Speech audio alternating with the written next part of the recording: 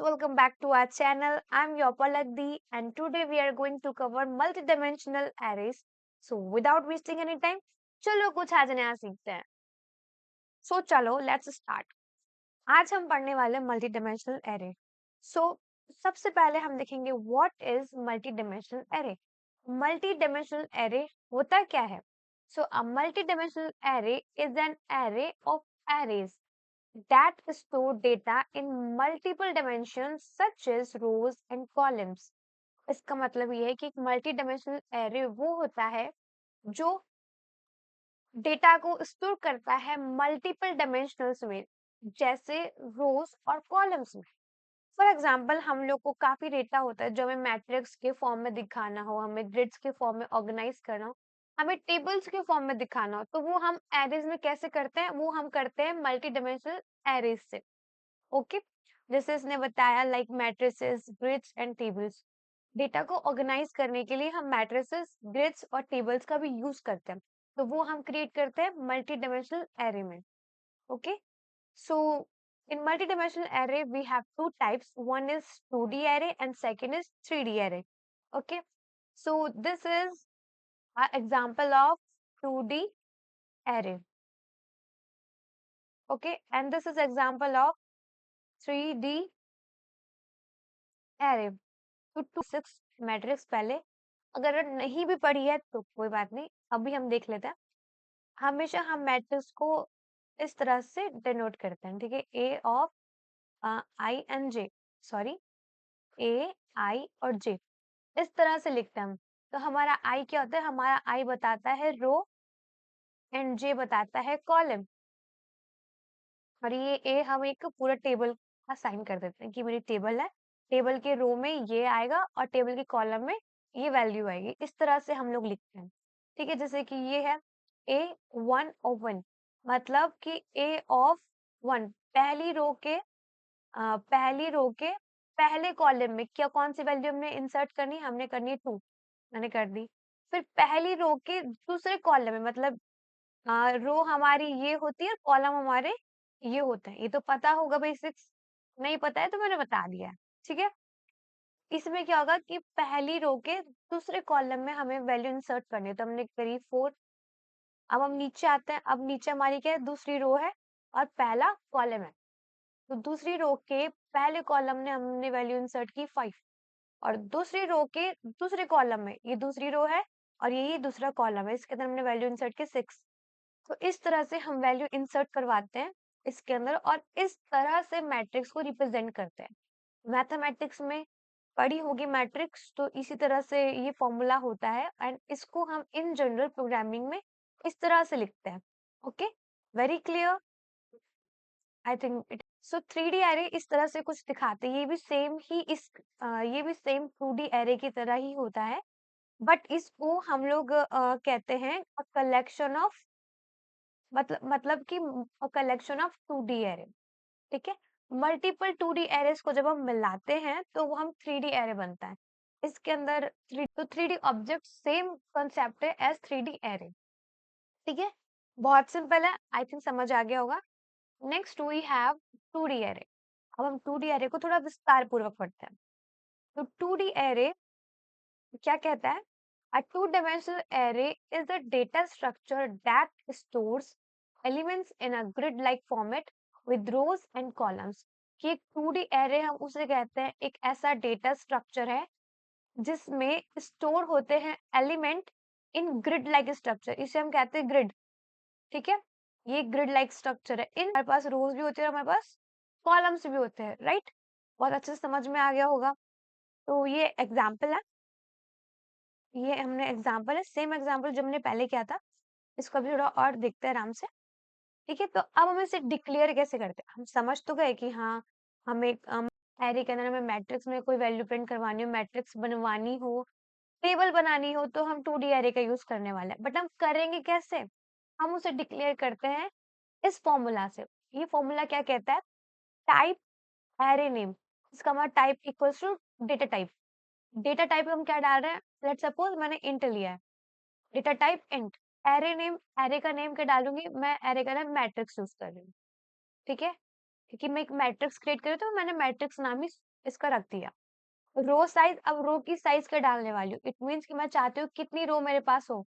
इसमें कितनी रो है? इसमें 2 रो है, 1 और ये 2। तो मैंने इसके अंदर कहा कि मुझे 3 रो चाहिए। 1, 2 और तीसरी रो यहाँ बनेगी। ठीक है? इस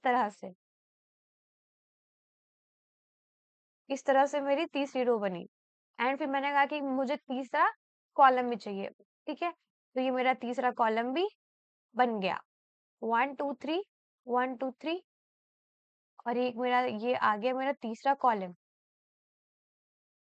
अब आप सोच रहे होंगे 3 इंटू 3 था, तो 3 तो ये हो गया और 3 ये हो गया, तो फिर हमने वापस ये वाली लाइन क्यों बनाई? क्योंकि हमारे मैट्रिक्स का क्या फॉर्मूला है, हमें अगर याद हो तो मैथ्स वाले स्टूडेंट्स अच्छे से जानते हैं। हमारे मैट्रिक्स का फॉर्मूला है ए आई जे और इसको हम फॉर्मूला रखते हैं M into N. Means M हमारी रोज है एंड एन हमारा कॉलम है। ठीक है? तो अब अगर मुझे पता करना हो कि मुझे कितने एलिमेंट डालने हैं, तो उसके लिए फॉर्मूला मैं यूज करने वाली हूँ। ठीक है? अब जैसे कि एम मेरी क्या है? मेरी एम रोज है, तो मैंने रोज कितने ली? 3 और एन क्या है? मेरी कॉलम, तो मैंने कॉलम कितने ली? 3, तो 3 3 जा 9। इट मीन्स कि मेरे 9 एलिमेंट आने वाले हैं यहाँ पर। ठीक है? बहुत क्लियर हो गए होंगे। तो अब इसको हम क्या करेंगे? 1 ऑफ 3 मतलब कि पहली रो का तीसरा कॉलम, ये भी ऐसे होगा। दूसरी रो का तीसरा कॉलम और ये क्या होगा? ए 3 ऑफ 1 मतलब ये मेरी की तीसरी रो का पहला कॉलम। इसको भी मैं ऐसे लिख देती हूँ फटाफट। कंप्लीट हो गई मेरी 3 इंटू 3 की मैट्रिक्स। समझ गए किस तरह से मैट्रिक्स बनती है? बहुत आसानी से समझ गए होंगे। अब हम इसके अंदर वैल्यू सिंपली यहाँ पे मैंने एक एग्जांपल दिया है int A of 2/2 into 2। Matrix किसी भी तरह की हो सकती है। आप 2/2 की बनाओ, 3/3 की बनाओ, 4/4 की कितनी भी बनाओ। डिपेंड करता है कि आपको कितना डेटा स्टोर करवाना है। ओके? ऐसा नहीं कि आप 3/3 की बना रहे हो, सिर्फ 4 ही डेटा स्टोर करवा रहे हो। ऐसा मत करना। अगर ऐसा करते हो तो आप 2/2 की बनाओ। ठीक है? तो वी हैव स्टोरेज। स्टोरेज कैसे होता है? रो बाय रो इन कॉन्टिग्यूअस मैनर। हम इसमें कोई भी डेटा स्टोर करवाएंगे तो वो रो बाय रो जाएगा। ठीक है? Instead of column by column. पहली रो में सारा डेटा भरेगा, देन दूसरी रो में, फिर तीसरी रो में डेटा स्टोर होगा। Access we use to subscripts like i और जे। अब हम इसे एक्सेस कैसे करते हैं? हम एक्सेस करने के लिए मतलब अगर आप मुझे ये एक ब्लॉक एक्सेस करना हो, मुझे ये वाला ब्लॉक, तो मैं कैसे करूंगी? ए ऑफ आई और जे के फॉर्मूला से करूंगी। मीन्स कि ए ऑफ आई मेरा क्या है? 1, मैं पहला बॉक्स कर रही हूँ और जे मेरा क्या है? कॉलम, पहला कॉलम। तो ये मेरा ए ऑफ इस तरह से, ये मेरा आई है और ये मेरा जे है।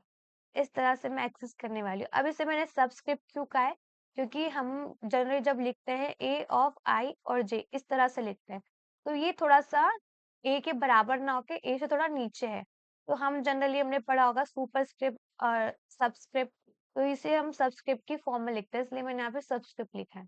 ठीक है? आई थिंक कोई and all should be of same type. मतलब कि सेम टाइप मीन्स कि जो भी हम डेटा एंटर करने वाले वो सेम डेटा टाइप होना चाहिए। तो चलो हम एक प्रोग्राम समझ लेते हैं। 2D एरे का। ठीक है? तो इसके अंदर सबसे पहले मैंने अपनी हेडर फाइल इंक्लूड कर दी है। ये हम सी में लिख रहे हैं तो हमें हेडर फाइल इंक्लूड करनी पड़ेगी। ठीक है? वॉइड मेन मैंने फंक्शन बनाया है, इसके अंदर ही मैंने अपना पूरा कोड लिखा है। तो सबसे पहले हम एक बार मैं पहले आउटपुट शो कर देती हूँ कि आउटपुट इसका क्या रहने वाला है। तो सबसे पहले एंटर द वैल्यू ऑफ ए। पहले हम वैल्यू एंटर करवाएगा मेरा प्रोग्राम 5, 6, 2 एंड 3। उसके बाद हियर इज योर मैट्रिक्स, एक सिंपल लाइन आएगी एंड मेरा मैट्रिक्स प्रिंट हो जाएगा 5, 6, 2 एंड 3। इस तरह से मेरा मैट्रिक्स प्रिंट होगा। ओके? तो अब आउटपुट समझ में आ गया। पहले हम लोग वैल्यू यूजर से ले रहे हैं, उसके बाद हम उसे एक मैट्रिक्स की फॉर्म में प्रिंट करके दे रहे हैं। ठीक है? तो इंट ए ऑफ 2 इंटू 2, ये 2/2 की मैट्रिक्स मैंने बनाई है यहाँ पर। ये मैंने इसको इनिशियलाइज कर दिया है ए ऑफ आई और ए ऑफ जे मेरा क्या है? 2 इंटू 2 की मैट्रिक्स है। ठीक है? समझ गए होंगे ए ऑफ आई और जे क्या होता है। आई एंड जे। आई और जे मैंने सब्सक्रिप्ट यहाँ पे यूज करी है जिनसे मैं अपनी हर एक इंडेक्स वैल्यू को एक्सेस करने वाली हूँ। पता है ना अपन ने इंडेक्स वैल्यू कैसे एक्सेस करते हैं, ठीक है। फॉर 0 मैंने इनिशियलाइज कर दिया, मीन्स कि मैंने i इक्वल 0 से इसको इनिशियलाइज कर दिया। i is less than 2, y 2, क्योंकि 2 मैंने अपनी साइज पहले डिफाइन कर दिया। देन i प्लस प्लस, इसके बाद ये ब्लॉक स्टार्ट हुआ, तब ब्लॉक एग्जीक्यूट होगा। इसके अंदर मैंने फॉर j इक्वल 0, j को मैंने 0 से इनिशियलाइज किया and j is also less than 2, 2 is my limit and j plus plus, ठीक है, j से मैं इंक्रीज कर रही हूँ। अब इसके अंदर मैं इस ब्लॉक के अंदर आती हूँ, ठीक है। तो सबसे पहले मेरा इंडेक्स वैल्यू हुआ a ऑफ 0। अभी मेरा i क्या है, 0 है एंड मेरा j क्या है, वो भी 0 है, क्योंकि हम अभी i पर है, ठीक है। i से i मेरा 0 है एंड मेरा फिर j भी 0 है और 0 इज लेस देन 2 है, तो ये कंडीशन ट्रू होते ही हम लूप के अंदर एंटर करते हैं। अब इसने enter the value of a करवाई, हमने वैल्यू एंटर करी क्या, 5 एंड 5 जाके मेरी स्टोर हो गई इसके अंदर, ठीक है। उसके बाद हम बाहर आ गए। उसके बाद क्या हुआ, हमारा j प्लस प्लस हुआ, हम इस लूप में काम कर रहे हैं, ठीक है। तो फिर यहाँ से मेरा j प्लस प्लस हुआ, फिर मेरा क्या हुआ, a ऑफ, अभी i 0 पे ही है क्योंकि y 0, क्योंकि अभी हम लोग j वाले लूप के अंदर है, तो i बाय डिफॉल्ट मेरा 0 सेट है। मेरा j प्लस प्लस हुआ तो मेरे j की वैल्यू क्या हो गई, 1, 1 इज लेस देन 2, यस, ये कंडीशन ट्रू हुई। तो यहाँ पे मैंने क्या हुआ मेरा, अब इसने मुझे कह दिया कि आप वैल्यू एंटर करो, मैंने वैल्यू एंटर करी 6 एंड इसने वैल्यू अगेन स्टोर करी। उसके बाद ये मेरा इंक्रीज हुआ j and 2 is less than 2, ये होते ही मेरा कंडीशन फॉल्स हो गया और मैं इस लूप से बाहर आ गई। देन मेरा i इक्वल अब क्या हो गया, 1 हो गया, i इक्वल 1, क्योंकि पहले 0 था, अब मेरा i इक्वल 1 हो गया। 1 is less than 2, yes 1 is less than 2, ये कंडीशन ट्रू हुई। अभी मेरा j 0 है, y 0 है, तो मैं कहा कि पहले तो 1 था, इसलिए क्योंकि हर रो में मेरा क्या होगा, j वापस इनिशियलाइज हो जाएगा 0 से, क्योंकि अभी मैं इस लूप से बाहर हूँ, इससे मैं बाहर निकल गई हूँ, तो मेरा ये वाला लूप काम कर रहा है। तो इस लूप के अंदर मैंने जितना भी काम किया उससे मेरा बाहर वाले लूप पर कोई फर्क नहीं पड़ रहा है, ठीक है। तो ये वापस 0 से ही इनिशियलाइज होगा हर नई रो के लिए, ठीक है। तो मेरा 0 हो गया ये एंड देन मैंने इसमें वैल्यू एंटर करवाई 2, ओके। सो इस तरह से मैंने अपनी वैल्यू 2 इंसर्ट करवा दी एंड ये जाके वापस स्टोर हो गई मेरी a of i and j में। उसके बाद फिर मैंने a ऑफ 1 तो मेरा ऑलरेडी था ही, 1 मेरा बाय डिफॉल्ट सेट ही है, क्योंकि 1 से ऊपर अभी जाएगा नहीं लूप। तो वापस हम इस लूप में एंटर करते हैं एंड इसकी वैल्यू वापस मेरी 1 हो जाती है, क्योंकि पहले 0 थी एंड अब 1 हो गई।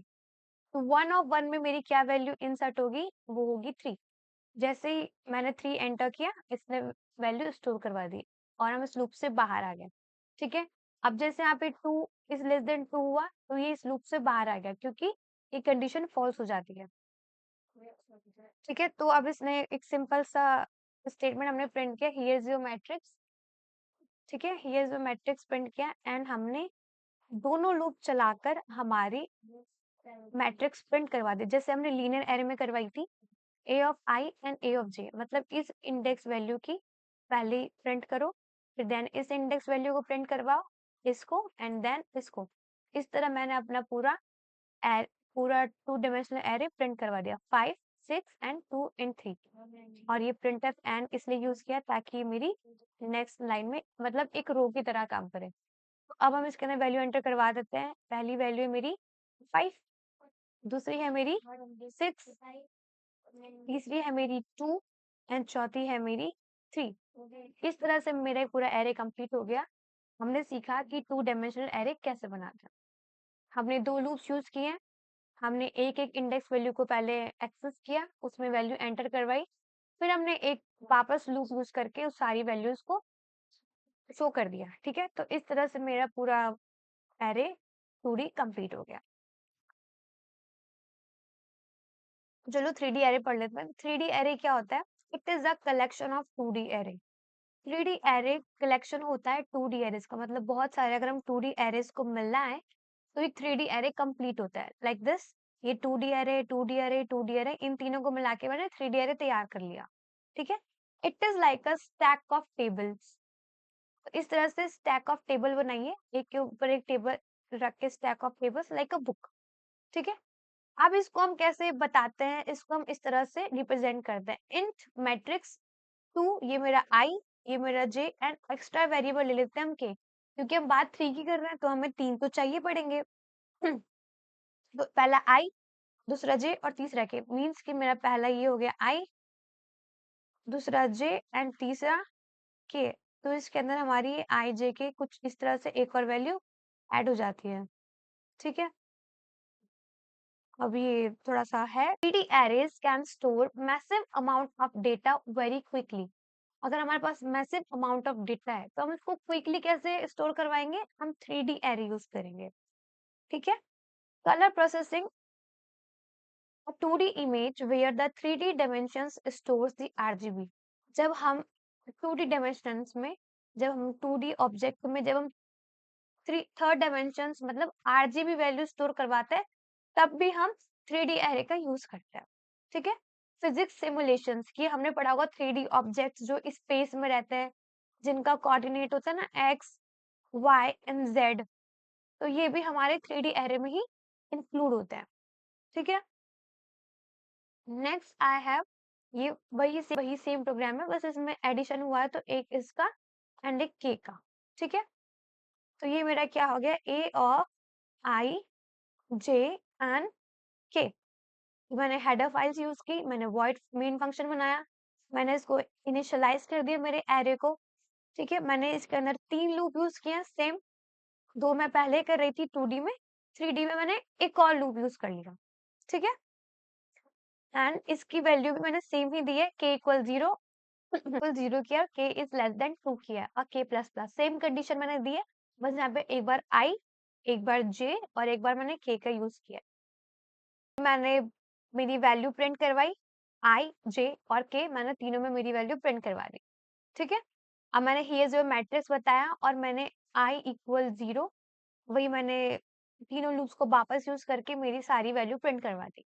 एंड मैंने यहाँ पे एक एन यूज किया ताकि उसमें स्पेस आ सके, ताकि अगर मैं, so now thank you for watching this video and I have a question for you.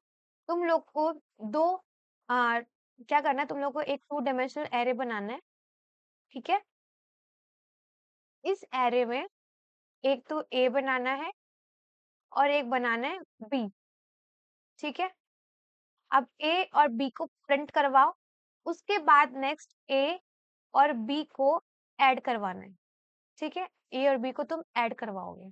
ठीक है? यूजिंग, चलो दिमाग लगाओ अपना, ये मैं नहीं बताने वाली। ठीक है? और तुम्हारा आज का यही होमवर्क है, और 3D को एक बार प्रैक्टिस करो। देखो, 2 डायमेंशनल एरे इंपॉर्टेंट है, एरेस के कॉन्सेप्ट में इस पे क्वेश्चन बनता है। एंड 3D एरे है ये, इसमें ज्यादा कुछ नहीं पूछते हैं, इसमें बहुत कम पूछते हैं।